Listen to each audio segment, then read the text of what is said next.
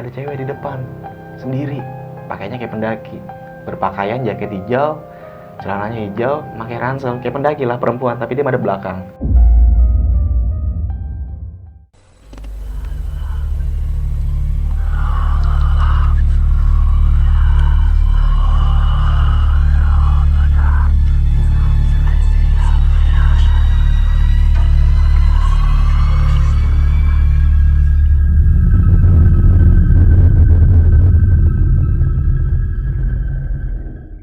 Assalamualaikum warahmatullahi wabarakatuh. Waalaikumsalam. Ketemu lagi gua Bima di channel kesayangan kita, Kabut Rimba. Oke, pada kesempatan kali ini di channel kita ini kedatangan bintang tamu nih, yang mungkin udah nggak asing nih. Kita kedatangan salah satu bintang tamu yang udah terkenal nih mungkin ya di kalangan YouTuber ini ya, gitu kan. Langsung aja kita perkenalkan. Silakan. Oke, gue Indra dari Besok Pagi. Ya mungkin kalian udah pasti tahu lah kalau sering nonton channel-channel misteri-misteri gitu kan, pasti sering lihat Bang Indra nih. Oke, sebelum langsung ke cerita, jangan lupa like, komen, share, dan subscribe di channel kita supaya kita semangat bikin konten-konten selanjutnya. Dan juga jangan lupa nih, like, komen, share, dan subscribe channel Besok Pagi juga nih. Di situ juga banyak cerita misteri ya Bang ya, terutama khususnya pendakian ya Bang ya. Buat kalian yang tertarik dengan horor-horor tentang pendakian, silahkan langsung aja ke channel Besok Pagi. Oke nih Bang, tanpa berlama-lama nih. Sebelumnya mau gue tanya nih, mungkin mau cerita ke pengalaman yang gimana nih Bang nih? Di sini gue pengen menceritakan pengalaman gue waktu di Sindoro kali ini ya. Sindoro nih Bang. Sindoro. Kalau boleh tahu nih Bang nih, itu gimana nih Bang ceritanya? Singkat aja nih Bang. Oke, di Sindoro pada saat itu, di sini gue nggak mau nyebutin tahun karena agak sensitif ya Bim ya. Iya betul.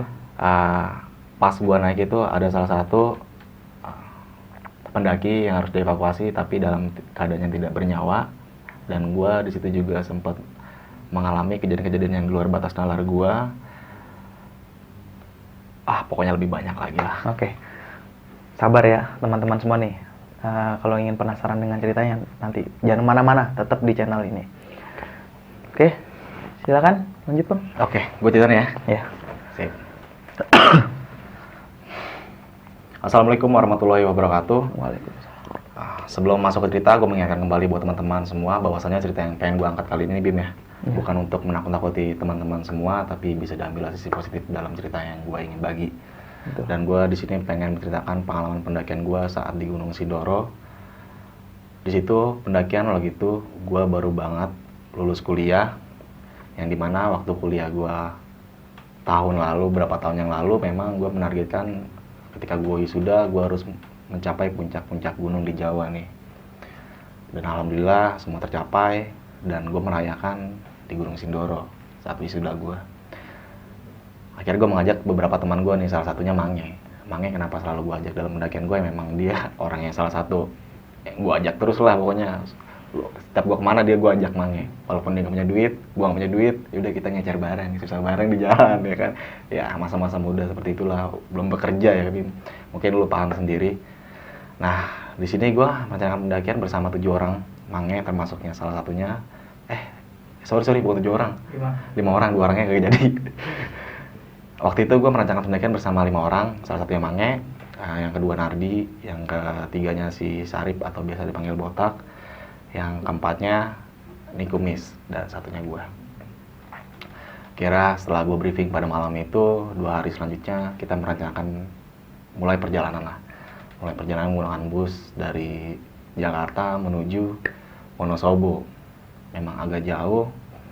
Kita sampailah di Wonosobo nih, kita persingkat aja Bim ya. Sampai di Wonosobo, kita berbincang-bincang, ini kita mau naik Gunung Sindoro via mana nih? Setahu gue pada saat itu via Garung aja kali lebih asik. Ya udah. Paginya kita paginya kita langsung naik salah satu angkutan umum yang menuju lewatin base camp Garung. Sampailah di base camp Garung. Di sini gue mulai kayak agak kaget, teman-teman gue sempat orang base campnya itu bilang ke gue, kita kan kaget ya, Mas emang nggak tahu di sini itu jalur ditutup, baru banget dievakuasi, dan kabarnya itu udah sampai media sosial, TV nasional itu udah menyebar luas lah. Emang Mas nggak tahu gitu? Jujur pada saat itu emang gue kayak gaptek, nggak tahu kabar informasi dari mana-mana lah ya kan. Gue merencanakan pendakian Gunung Sindoro dan gue nggak tahu ada kabar itu. akhirnya gue sama pihak base camp diputuskan untuk nggak boleh naik gunung karena masih kayak apa namanya ya, jadi pembersihan jalur lah, apa nggak, netralisir jalur lah, karena baru ada bencana ya, salah satunya pendaki yang hilang itu. Saat gue muter balik di tengah perjalanan, gue ketemu salah satu tukang ojek lah di sini gue katakan. Dia bilang ke gue, Mas mau naik Gunung Sindoro? Iya, rencananya mau naik Gunung Sindoro, tapi karena ditutup kayaknya saya naik Gunung Sumbing aja dah Pak. Ada Mas jalur Sindoro tapi lewat Tambi. Di situ gue nggak tahu jalur Tambi itu jalur mana ya kan. Gue gali literasi sama si bapak itu, dijelaskan nanti Mas putar balik lagi arah ke terminal kembali ya kan. Akhirnya oke. Setelah gue menggali literasi sama bapak itu, gue muter kembali lagi tuh ke arah terminal. Makan waktu yang lumayan cukup lama. Di terminal gue ngambil bus jurusan Dieng. Di Dieng itu sampailah di pertigaan. Di sini gue nyari informasi karena sebelumnya di tukang ojek ini menjelaskan nanti di jalur Tambi Mbak ketemu salah satu sesepuh sana namanya Mbah inilah.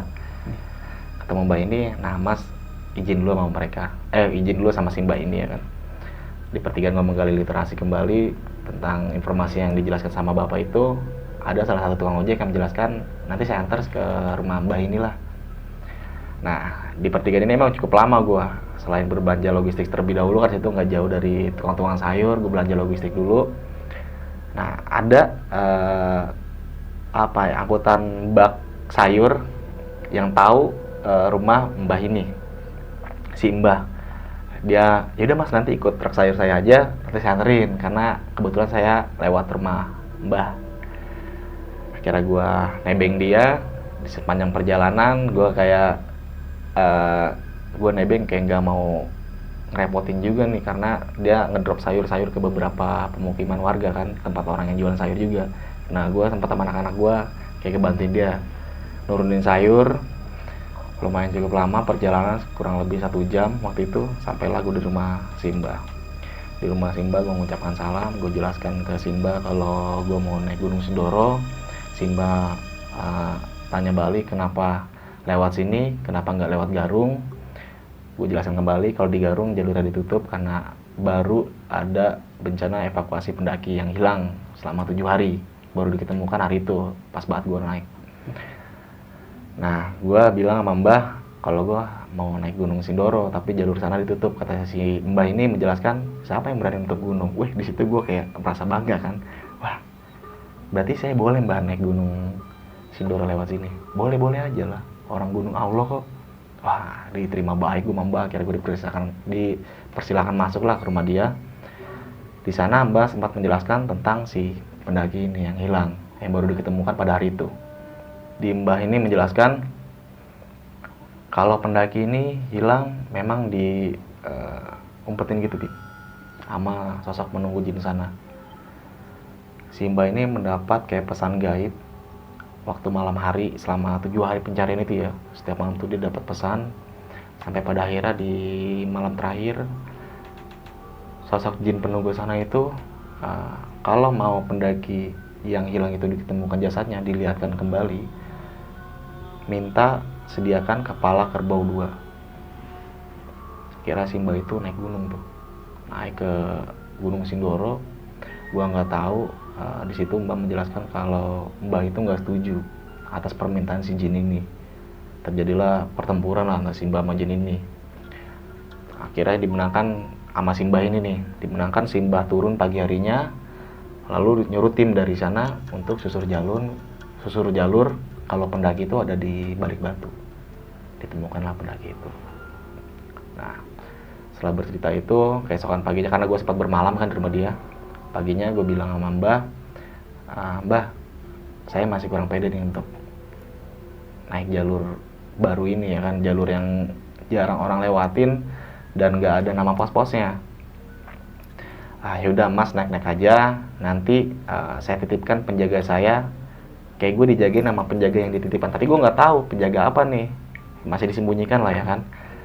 Yaudah, akhirnya gue pede sama anak-anak, akhirnya gue mulai perjalanan lah. Di tengah perjalanan itu awal mulanya itu trek itu kayak perkebunan sayur mayur, masuk ke perkebunan teh tuh. Bonte yang sangat luas banget lah. Di situ kayak ada pendopo-pendopo pengumpulan teh. Setelah teh panen dikumpulin di pendopo itu. Nah, gue rehat di situ sekitar jam 2 siang tuh sama anak-anak. Kita rehat siang, makan siang. Nah, di sini ada kejadian aneh. Kejadian aneh itu dilihat sama gue semua nih. Saat kita seduh Indomie dalam nesting, tiba-tiba nesting yang kita seduh Indomie itu kebalik gitu aja bersama kompor-kompornya. Padahal itu nggak ada angin gede. Dan itu kita letaknya ada di pendopo. Dan nggak mungkin juga angin yang gede itu bakal menghantam kompor sampai jatuh kebalik begitu. Dan itu mengenai teman gue si Sarip botak air panasnya. Di sini sempat gue bilang, kita kayaknya nggak usah ngeres di sini deh. Kita ngeres nanti aja di jalur. Udah tuh nggak jadi makan Indomie gue. Kira kita melipir jalur lagi tuh. Nerusin jalur, ketemulah makadam. Apa ya? Udah bukan makadam lah, pintu rimba. Barulah kita masuk hutan. Di pintu rimba ini gue ngerasain kejadian yang bukan kejadian sih, hawa yang nggak enak di gua semua nih sama teman-teman gue. Karena di situ kabut tipis, tiba kabut tipis yang dimana nuansa Megisa, wah berasa banget orang tiba-tiba gue semuanya kayak merinding. Dan itu gue nyatain semua ke teman-teman gue. Kok begini banget ya? Ya udah, kita percayakan diri, kita lanjut kembali perjalanan. Di tengah perjalanan ini teman gue si Sarip atau biasa dipanggil botak kayak aneh Bim. Dia posisinya itu ada di tengah. Gua paling depan, si Sarip ini di tengah, dan di belakang ini si Mangedi. Kayak dia ngerasa kayak gelisah, kayak kebingungan, gelisah, panik, takut, dan tapi dia nggak ngejebutin ngerasain apa. Di tengah perjalanan dia langsung bilang ke gua, "Woi, gua ganti paling depan dong."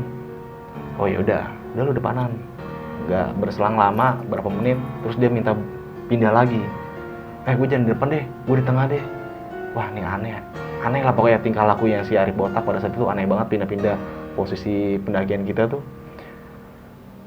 Tibalah sekitar jam 4 sore, gue nggak tahu pos berapa.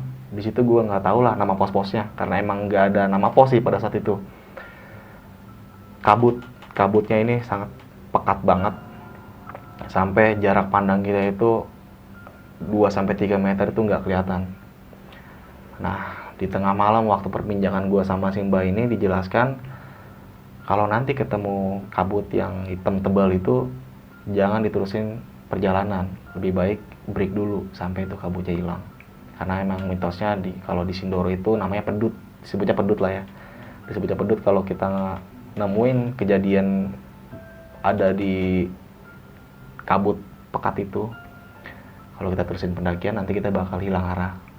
Udah, kira gue ketemu kabut yang pekat itu, gue diam dulu sama teman-teman gue semua, semuanya lumayan cukup lama, hilang lah tuh kabut. Nah, si botak ini yang tadi merasanya aneh masih merasakan kayak gelisah gitu, Bim. Tapi dia nggak cerita. Nanti bakal gue ulas setelah gue turun. Merasakan gelisah, ayo jalan. Tadi dulu kabutnya masih pekat. Pokoknya selama kabut pekat itu dia kayak merasa gelisah, pengen buru-buru cabut dari tempat itu. Sampailah gue ke tempat camp area gue nih, itu sekitar jam 8 malam. Kalau sekarang namanya Puncak Bayangan, kayak lembah gitu. Jam 8 malam, gue pas lagi di tenda, tiba-tiba kabut yang gue rasakan sebelumnya itu datang kembali, Bim. Tiba-tiba kabut tipis, langsung kabut tebal. Jarak pandang kita itu lebih parah lagi, cuman jarak 2 meter udah nggak kelihatan. Kalau nggak kelihatan kita ngomong itu pasti masih dengar suara kan. Tapi ini anehnya, waktu gue ngomong jarak sampai 2 meter itu teman gue nggak denger. Sama halnya teman gue kayak ngomong ke gue nggak denger. Gue nggak ngerti kenapa. Di situ kita sempat diem dan nggak ada diskusi sama sekali. Kita merasakan panik, merinding. Dan memang pendakian di Sindoro itu cuma rombongan gue doang. Karena memang jalur Sindoro lagi ditutup kan. Dan gue lewat jalur lain nih. Di situ gue berlima udah nggak ngomong apa-apa. Kita masak kayak diem-dieman aja. Gue masak karena terpaksa, karena memang kondisi kita rame-rame itu udah lapar lah ya kan. Setelah masak, kita makan lah tuh, udah istirahat. Nah, setelah jam berapa gue kurang tahu lah jam berapanya. Teman gue nih si Kumis ngerasain kejadian kalau dia melihat salah satu perempuan di depan tenda. Memang gue kalau di tenda itu kan ada flashlight, flashlightnya agak segitiga begitu kan. Jadi jarak kayak kita itu buat pandangan ke depan agak nggak meluas. Nah, si kumis ini melihat salah satu sosok perempuan. Dan dia kayak, perempuan itu perwujudannya kayak pendaki, Bim. Dia pengen lari keluar, niatnya sih baik, pengen ngajak si perempuan itu untuk masuk ke dalam tenda kita. Si kumis ini sempat membangunin si Nardi dan bilang, ada cewek di depan, sendiri, pakainya kayak pendaki, berpakaian jaket hijau, celananya hijau, pakai ransel, kayak pendaki lah perempuan, tapi dia madep belakang. Nah, karena si kumis ini ngelihat perempuan itu pengen bilang ke si Nardi, suruh ajak perempuan itu ke dalam tenda, tapi si Nardi ini nggak melihat si sosok perempuan itu.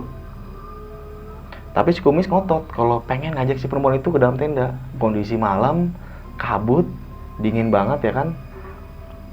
Tapi lagi-lagi si Nardi nggak mau si kumis keluar dalam tenda. Nah, di situ sempat ngebangunin gua sama teman-teman gua lain nih. Si kumis kayak ngotot, gua nggak tahu kenapa, kayak penglihatan dia itu kayak di apa namanya ya? Di apa sih namanya, gue lupa tuh. Kalau penglihatan kita ngeliat sesuatu itu Disamarin atau gimana? disamarin lah. Itu gue rame-rame gak ngeliat perempuan, Bim. Jadi gue menganggap kalau si kumis ini kayak kesurupan. Kita sempat kayak geplak tamparin. Coba lu lihat, masih ada perempuan, masih ada. Dan dia kayak pengen ngotot mau keluar tenda gitu, tapi gue jagain. Gue mengira si kumis pada saat itu kesurupan. Dan pada akhirnya kita tenangin si kumis, dia tertidur lah tuh. Gue baru sempat tidur tuh sekitar subuh lah. Karena kondisi kumis kayak panik semalaman itu. Tidur subuh, mau ke puncak akhirnya kesiangan. Ya udah, kita akhirnya bangun pagi sekitar jam 10. Siang banget lah. Nah, si kumis ini kayak gue tanya, kondisi lu gimana, Mis?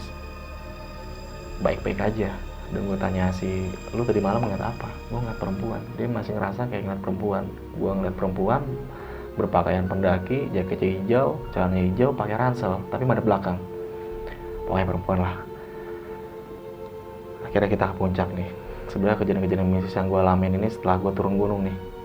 Kita ke puncak, kita melupakan kejadian-kejadian yang dialami botak, yang dialami si kumis, dan kejadian yang kita sebelum naik di pendopo itu. Nesting kita tiba-tiba terpental jauh.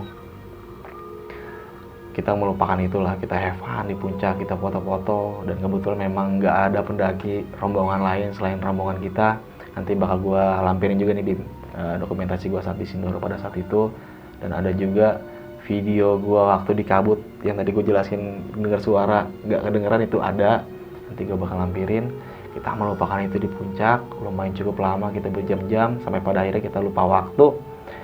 Pengen turun nih, gue nggak mau ngerencanain semalaman lagi di Sindoro, pokoknya hari ini kita harus turun. Nah, kita turun, udah cukup lumayan sore, langsung sampai tempat camp area kita. Kita bagi tugas seperti biasa, teman gue ngerapin tenda, ngerapin isi perlengkapan kita, dan sebagian masak. Si kumis lagi-lagi mengalami kejadian yang aneh. Dia melihat sosok perempuan itu lagi, tapi lumayan jarak agak jauh, tapi diletakkan paling bawah karena memang kita ngecamp di lembah dan bawahnya itu agak curam ke bawah. Nah, kumis lagi dirin tenda nih, lagi ngerapin tenda. Lagi ngerapin tenda. Memang si kumis ini temannya Nardi, bukan dari rombongan gua, Bim. Jadi yang teman gua pure itu ya cuma 4 orang. Si kumis ini ya temannya Nardi, tapi karena kita satu rombongan ya udah kayak keluarga gua lah. Sore hari, pokoknya lagi ngerapin tenda, si kumis melihat sosok perempuan. Lagi-lagi dia kayak ngerasain pengen nyamperin si perempuan itu. Gua nggak tahu kenapa, kayak penglihatan si kumis itu kayak dihilangin, disamarin, nggak tahu apalah itu loh ya kan. Langsung ditarik sama teman gua si Nardi. Lu udah ngaco, lu udah halu, lu udah nggak usah ngapain, lu di sini diem, jangan kemana-mana. Percaya sama kita, lu nggak ada sosok perempuan itu. Pokoknya di sini lu tenang. Kira si kumis nggak, gua kayak ngerapin tenda, nggak usah lah, lu diem aja di sini. Kita selesai packing, kita selesai makan sore juga, mau turun ke bawah. Si kumis ini masih ngerasain panik, Bim. Dia kayak kita turun itu masih ngelihat kayak perempuan itu masih ada di sana. Gua tegur, lu mau ngapain sih, masih nengokin aja ke sana, ada perempuan, Blay. Masa kita tega ninggalin dia? Nggak ada siapa-siapa, nggak ada perempuan sama sekali. Lu halu, udah lu jangan ngeliat kemana-mana, fokus pandangan lu ke depan. Nah, setelah kita netralisir kondisi si kumis, bagaimanapun juga si kumis jangan sampai hilang arah nih dari rombongan kita. Akhirnya si kumis kita taruh di posisi paling tengah. Di belakangnya gue, depannya si Nardi. Si Sarip paling depan, Mange paling belakang. Nah, di saat kita turun, gue mengalami kejadian pendut atau kabut lagi. Kabut yang lumayan cukup lama, kita berdiam diri sampai memakan waktu 1-2 jam lah, lumayan cukup lama.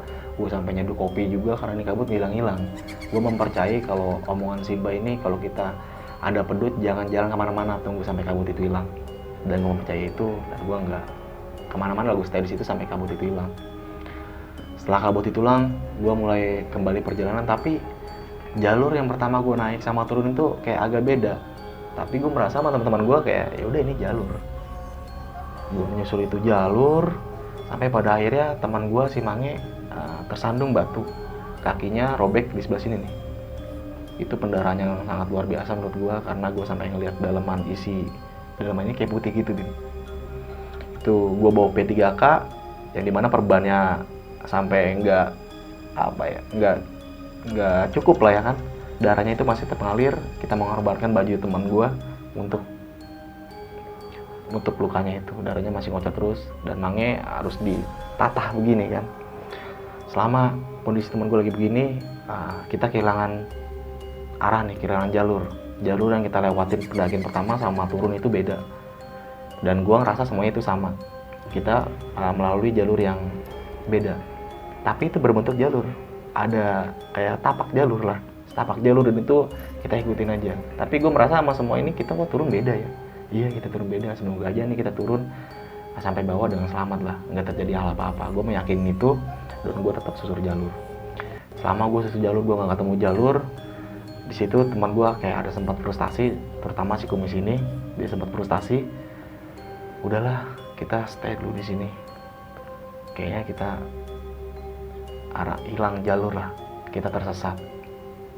Gue nggak mengira kalau gue tersesat, enggak, karena gue masih mengira depan kita itu masih jalur, nggak tertutup, kita nggak buka ya jalur lah, enggak, itu jalur, bener jalur. Kita sempat rehat dulu di situ. Si Arif lagi-lagi melihat sosok perempuan yang tadi lihat sebelumnya pas dia naik ke Bim. Dia langsung panik. Blay, kita jangan lama-lama di sini deh, perasaan gue udah gak enak. Tapi si Arif nggak menjelaskan apa yang dilihat itu beda sama halnya si Kumis. Ya udah, tadi lu nunggu si Kumis dulu nih rehat. Pokoknya kita rehat lumayan 20 menitan lah, nggak lumayan cukup lama. Kita rehat, kita nerusin kembali jalan. Kita masih belum temu jalur, malah kita melipir jalur. Kalau gue ingat sekarang, gue melipir jalur itu lumayan cukup jauh, berapa kilometer dari jalur pas gue naik lah. Nah, gue ketemu penunjuk jalan yang gue yakinin itu adalah penjaga yang dikasih sembah buat rombongan gue. Sama halnya lo yang menceritakan kalau lo ditunjukin jalan di Semeru itu burung jalak gitu. Dan gue malah yakinin kalau burung jalak itu belum dengar sih cerita gue kalau burung jalak itu menyesatkan kita, dan burung jalak itu selalu membawa kita ke arah yang benar. Dan gue merasakan itu saat di Sindoro. Ada burung jalak tiba-tiba ada di depan gue gitu, rombongan gue. Dia nunjukin jalan kayak loncat bener sampai ketemu jalur, benar-benar jalur pendakian gue. Nah, sampailah gue di batas vegetasi yang keluar pintu rimba lah. Di sini gue lumayan cukup lega karena gue ketemu jalur yang sebenarnya ya kan. Kita sempat pelukan juga sama teman gue, akhirnya ketemu jalur, kita salaman. Dan gue agak tragis ngeliat kondisi Mange yang benar-benar harus dievakuasi. Tapi gimana cara evakuasi ya, kalau kita turun ke bawah aja kita nggak tahu jalur, dan di bawah pun nggak ada tim buat penyelamat. Mau nggak mau ya gue harus atasin teman gue si Mange ini sampai turun ke bawah. Nah, karena jalan kita pelan-pelan harus natasi Mange kan, nggak boleh jalan cepet-cepet. Itu sampai tempat Mbah Amin itu sekitar jam 12 malam. Gue lumayan cukup lama. Gue turun jam 3 sore dari camp area gue sampai rumah Mbah Amin itu jam 12 malam. Di sini gue berpikir karena memang kondisi teman gue lagi nggak baik ya kan. Sampailah di tempat Mbah Amin. Mbah Amin ini langsung kayak nyelutukin gue begini. Kita belum sempat masuk rumahnya, dan Mbah Amin belum melihat kondisi si Mange juga. Nah, kalian tersesat ya? Gue juga di situ cuma senyum doang, dan gue bilang, ya Mbah, kita pas turun kehilangan arah. Ya, tadi penjaga saya sudah saya titipkan buat rombongan kalian untuk menunjukin arah. Dan apa yang gue yakinin saat di jalur itu, yang burung jalak itu mungkin Silon Simba nih. Di sini langsung gue jelaskan, Mbah, teman saya jatuh, kakinya harus diatasin lah karena memang pendarahannya lumayan cukup banyak. Mbah langsung bergegas nyuruh tetangganya dia, memang banyak pemuda itu biasanya berkumpul di tempat Mbah, bawa si Mange ke klinik. Akhirnya si Mange dijahit lah. Kita nggak merencanakan langsung turun hari itu pulang, tapi keesokan harinya nih, karena kondisi Mange harus dijahit terlebih dahulu kan. Akhirnya sampailah keesokan harinya, Mange kondisi yang lebih udah baik lah ya kan, walaupun harus diperban dan ngeluarin budget yang lumayan gede ya kan, karena harus ngejahit juga. Tapi gue bersyukur dalam pendakian gue pada saat itu, tim gue berserta Mange mengalami kejadian yang nggak mau juga gue alamin, mungkin teman-teman juga nggak mau alamin. Kita dalam keadaan yang sampai rumah dengan keadaannya selamat. Dan mungkin cerita yang gue angkat kali ini, gue turut berduka cita juga buat keluarga pendaki yang hilang itu. Semoga arwah pendaki yang hilang itu, gue nggak mau nyebutin namanya, diterima di sisi Tuhan Yang Maha Esa. Mungkin itu aja cerita dari gue, Bim. Oke. Speechless sih gue bang dengar ceritanya. Ya mungkin di gue banyak poin-poin, banyak pertanyaan juga. Mungkin ada beberapa poin yang mau gue tanya ini. Pada saat apa tadi cerita kan nesting lu sama itu kebalik nih. Dari rombongan lu itu ngerasa ada sesuatu yang aneh nggak, atau misalkan merinding kah atau apa gitu? Di situ jangan merinding, Bim. Kita di situ kayak have fun, kayak nungguin mie matang itu, kita kayak bercanda-canda. Di saat kita lagi bercanda-canda, tiba-tiba nesting yang kita lagi nungguin Indomie itu matang, mental gitu aja. Dan gue berpikir nggak ada angin gede kok, dan kita ada dalam pendopo, dan gak bakal mungkin juga angin itu masuk. Iya sih, nggak mungkin juga. Tapi bener-bener nggak ada, cuma berpikiran aneh aja. Berpikiran aneh aja. Di saat itu gue langsung mikirin, udah kita jangan ngeres di sini, kita ngeres di jalur aja nanti. Oke, terus yang kedua nih yang jadi menarik perhatian gue nih, soal si sosok yang serba hijau itu, pendaki itu. Pendaki hijau itu dilihat sama si kumis. Jadi perawakan pendaki itu seorang perempuan memakai jaket hijau, ya kayak layaknya pendaki lah, memakai ransel. Tapi perawakan mukanya yang setelah turun gue jelasin kumis, lu ngeliat mukanya kayak gimana, nggak ngeliat gue karena dia selalu madep belakang, kayak menunduk begini dia. Keadaan berduduk, kediri juga madep belakang. Lu bener-bener nggak ngeliat mukanya, nggak ngeliat sama sekali. Dan gue pengen nyamperin itu cewek karena gue ngerasa kayak kasihan, kenapa lu sendiri di sini? Dan memang yang ngeliat itu cuma si kumis aja doang. Dan gue sama sekali nggak ngeliat rombongan gue, termasuk Mange, Nardi, dan si Syarif ini benar-benar nggak ngeliat. Walaupun si Syarif ini waktu naik itu merasakan kejadian yang aneh. Apa tuh anehnya bang? Nah, si Syarif ini sama halnya dengan kumis. Dia merasakan kejadian melihat si perempuan ini. Perempuan yang sama dengan berbaju hijau itu? Sama berbaju hijau, tapi dia selalu ada di rombongan kita. Kita jalan berlima, tapi berasa berenam. Dan si Syarif ini merasakan kalau si perempuan ini ada di dalam rombongan kita. Dan ini gokil banget menurut gue. Dua teman gue merasakan kejadian yang sama. Yang bedanya si kumis langsung menceritakan di lokasi, tapi Syarif menceritakan saat gue turun. Oke. Mungkin nggak sih bang kalau itu tuh sosok pendaki yang mungkin hilang di lewat jalur itu, hilang tapi tidak diketemukan gitu. Di sini gue nggak mau kayak ngejudge kalau si perempuan ini hilang dan jasadnya ditemukannya, Bim ya, karena agak sensitif. Iya. Dan yang dilihat sama teman gue, dua orang ini, yang dilihat itu ya sosok perempuan memakai jaket hijau layaknya pendaki, memakai ransel. Tapi dia tidak menunjukkan mukanya, raut mukanya lah ya, dia selalu madep belakang dengan pandangan lurus gitu, tapi menutupi wajahnya ya gitu ya. Wajahnya. Oke. Tapi yang lihat ngikut di rombongan si Arif ini bang. Arif. Nah itu posisinya di paling belakang kah atau di tengah atau di depan? Nah yang dijelaskan sama si Arif ini, kenapa dia sempat kayak resah, bingung, ketakutan, selalu berpindah-pindah posisi, karena sosok perempuan ini kadang ada di depan, tapi tiba-tiba ada di belakang, dan selalu mengikuti kita sampai tempat camp area. Setelah camp area dia hilang. Sampai turun pun masih ngikut? Sampai turun pun saat kita tersesat keluar dari jalur yang seharusnya bukan jalur kita naik ya, si Syarif merasakan perempuan ini masih ada. Ngikut juga di jalur juga, gitu bang? Sampai pada akhirnya gue ketemu burung jalak itu yang menunjukkan jalur gue, dan itu ya udah hilang gitu aja. Oke sih, sumpah. Sama satu lagi nih, suatu poin yang mungkin mau gini. pada saat lu sadar nih jalur lu salah nih, udah melipir terlampau jauh nih, lu tetap ngetrek di jalur itu. Selama ngetrek itu yang lu rasain cuman si sosok pendaki wanita itu aja, yang lainnya nggak ada gitu bang? Yang sosok pendaki wanita, kalau gue sih nggak merasakan, Bim. Jadi yang merasakan itu si Sarip, dia merasakan kayak apa yang dirasakan pas dia naik gitu. Nah, kalau gue waktu di Sindoro naik gitu ya gue nggak ngerasain apa-apa. Dan gue ngerasain kalau si Sarip itu tingkahnya aneh, dan gue ngerasain si Kumis tingkahnya juga aneh, dan gue merasakan kerasaan yang aneh itu saat gue tersesat. Dan gue meyakinin kalau burung jalak yang nuntun gue ke jalur yang sebenarnya itu ya dari suruhan dari Mbah ini. Oke, ya mungkin banyak lah dari teman-teman juga mungkin banyak dengar cerita hampir di semua gunung ya, bahwa burung jalak itu sebagai salah satu penunjuk jalan kita gitu kan. Ya Allah alam juga sih bang ya. Gue nggak meyakini itu benar atau enggaknya, tapi gue udah merasakan itu. Ya, gue juga pernah ngalamin sih bang hal itu. Jujur gue speechless sih, mau bertanya apa lagi, mau komen apa lagi. Pengalaman yang mungkin Bang Indra alamin nih, buat yang lain mungkin buat banyak jadi pelajaran juga bang yang bisa kita ambil. Terus menurut abang nih, apa sih yang perlu dipersiapkan lagi sebelum pendakian? Terus pesan apa yang bisa disampaikan buat teman-teman sekalian nih? Oke, dari gue mungkin nggak banyak-banyak Bim ya. Karena di pendakian gue saat di Sindoro saat itu memang gue agak lancang nih.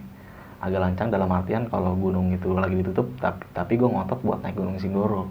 Akhirnya gue melipir jalur lain yang dimana sebenarnya kalau jalur itu berarti kan gue nggak diizinin buat masuk ke area gunung itu kan. Tapi gue ngotot masuk ke area gunung itu.